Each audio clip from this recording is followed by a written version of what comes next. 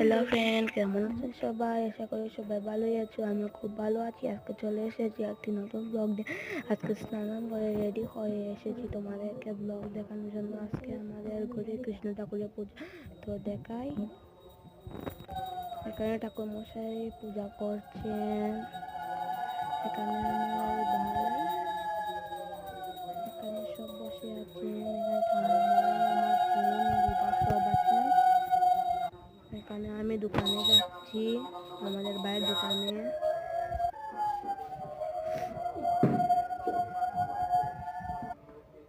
এখানে আমি আমার মিষ্টি আকার দোকান থেকে হয়ে যাচ্ছি।